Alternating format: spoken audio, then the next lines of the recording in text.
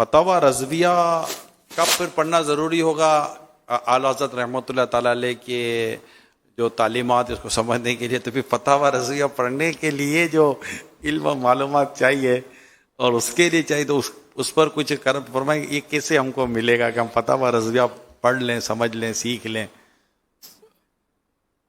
کوشش کرنی چاہیے. السعی منی والاتمام من اللہ، کوشش میری طرف سے اور اتمام تکمیل اللہ پاک کی طرف سے. یا اعلیٰ حضرت رحمۃ اللہ علیہ کے فتاوی کو سمجھنے کے لیے کئی فنون کو سمجھنا ضروری ہے. مطلب اعلیٰ حضرت کا فتاوی اگر کوئی پڑھے نا، میں سمجھتا ہوں کہ اعلیٰ حضرت رحمۃ اللہ علیہ کی علمیت کا لوہا مان لے. خدا کی قسم وہ علم کے دریا بہے ہیں انہوں نے فتاوی رضویہ شریف میں.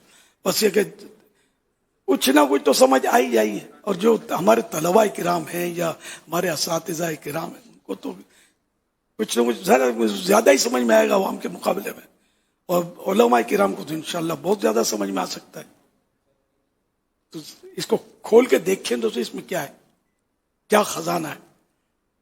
جنہوں نے نہیں کھولا میں ان کو مشورہ دے رہا ہوں. ویسے ہمارے یہاں دعوت اسلامی میں تو آپ کو ایسے ایسے طلبہ ملیں گے جامعات المدینہ میں کہ جنہوں نے فتاوی رضویہ بالاستیاب پڑھا ہوگا، پورا فتاوی رضویہ 30 جلدیں اس کی، الحمدللہ.